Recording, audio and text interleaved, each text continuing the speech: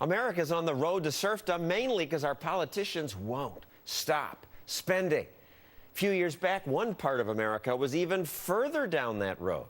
That's Puerto Rico. Politicians there spent so much and taxed so much that business fled. Their deficit was enormous. When the current governor was elected, he found there wasn't even enough money to pay the government's workers. That governor is Luis Fortuno. He changed things and may have taken Puerto Rico off the road to serfdom. So what did you do? Well, we actually did what every American family does at home, what every businessman and woman does in their businesses. Actually, we stopped spending more than we were taking in, and we just focused on what was important, and we started lowering taxes. But you can't cut a deficit just by lowering taxes unless you cut spending big, and in the mainland, politicians have not wanted to do that. In 3 years' time, we have cut our state budget deficit by 90%, and we are on our road to balance our budget next year.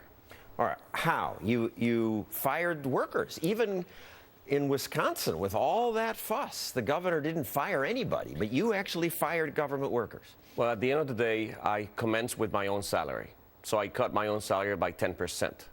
I froze everyone's salaries. I actually cut dramatically in all government contracts, leases, merged agencies. But at the end of the day, we had no choice. So we had to let go people. And then we also provided a mechanism for others to leave and actually set up their own businesses. And at the end of the day, they're making a lot more money. And it makes more sense for them and for taxpayers. Yeah, we interviewed one woman who was upset. She was laid off, but then she started her own business, which she even named after the law that fired her, Law 7. And it's not easy, actually. It was the most difficult decision I've ever made in public life. Having said that, however, it was the right thing to do.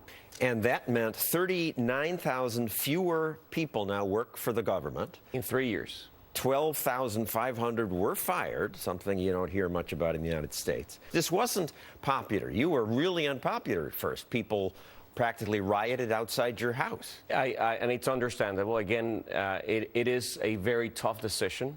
And when you are used to having the government take care of everything, you wonder what's going to happen the next day. Well, the next day, if we set up, the proper conditions, you set up your own business. Or you go and work with somebody else's business. And proper conditions, that included simpler rules. Actually, the permitting process was, so crazy that it makes no sense. To start a business. Exactly, to start a business. So we simplified it dramatically. We have a one-stop shop. There used to be 28 permits to open a store. Now you go to one office. Actually, you can do it online now. And one result of this is that businesses that had fled are now returning? Of course, they're expanding. A lot of people are looking at us again. Walmart, Costco, Coca-Cola, drug companies? Exactly. It just makes sense to set up a business where you're wanted, and where it's simpler to set up a business, and when you can keep more of your own hard-earned money. So, Puerto Rico is the good news story in my depressing book about deficit spending. I have this vision that Americans are going to go to their state capitals with a sign and start saying to politicians, no, you can't spend all our money, you don't make it better. I mean, do you have any sense that other people are getting this message? Well, I certainly hope so. It makes sense to get your fiscal house in order and simplify, the rules of the game so that people can actually invest, grow their businesses, and create jobs. Leave it to the non-politicians? Of course. Actually, politicians will mess it up.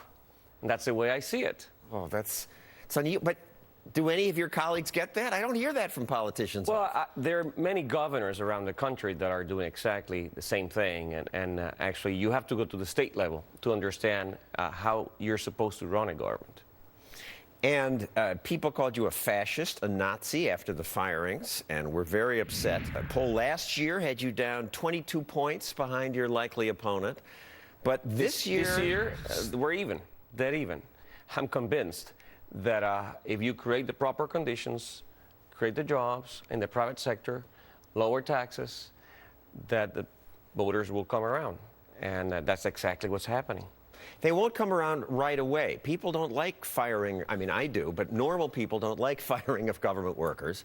Ronald Reagan was unpopular at first, wanting to shrink government. But your argument is over time they see results. And that's what voters are looking for, results. I'll give you an example. One of our main toll roads, actually two of them, they were not well maintained, well lit, and preserved. So we provided a 40-year concession to a private sector company. A private profit-making company? Of course. The toll roads look much better now. Actually, well kept. It's run by the private sector. Next month, we'll do the same thing with our main airport. We're doing it with penitentiary facilities and so on and so forth. Even school construction and maintenance are now being handled strictly by the private sector. Do it quick, like a Band-Aid, you say? Well, it is not easy. I am the first one to, actually realize. It ought to be easy. It works. It's better. But it works. Yeah, exactly. This does work. Well, exactly. It works, but not everyone is willing to take the risk of not being unpopular, even if it's the right thing to do.